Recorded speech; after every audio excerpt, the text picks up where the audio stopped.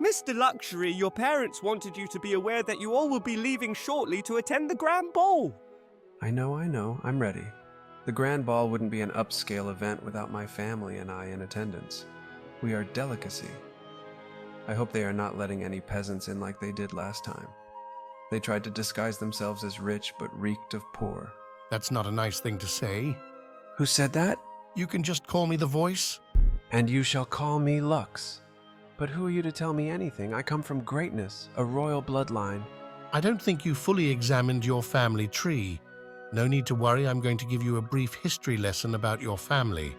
Tell me about my family great history. Lobsters were around the poor, prisoners, and slaves. They were considered the poor man's meal. Your family, the lobster, were not viewed as special. Many lobsters would pile up on the shores, and Native Americans would use your ancestors as fertilizer. The perception started to change for your ancestors when they started to keep passengers who boarded trains company. The passengers didn't know anything about lobsters or their past. The workers on the train took advantage of that and told the passengers that lobsters are a true delicacy. As a result of that, passengers would request lobsters when riding on a train. The ultimate game changer was when the lobsters linked up with city chefs. Chefs noticed that when lobsters came across the Grim Reaper, an enzyme would be released through their body, affecting their insides.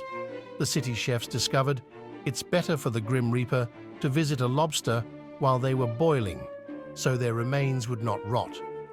Once that happened, lobsters were considered royalty. They were considered the it factor that transformed a high-end event to luxury. That's when lobsters demanded a high price to be around people. The price lobsters required wasn't about the quality, but for the extra amenities needed for their travel. An example is that lobsters needs water, so they can make it to an event without meeting their demise while traveling. And because of that, people will pay a high price to have a lobster in their presence. Luxury honey, we are about to be heading out in about 10 minutes. Okay, Mom. Before you leave, I would like to share this last bit of information with you. Don't worry, I'll be quick, so you and your family won't be tardy for the party. There was a study conducted by researchers from Cornell University.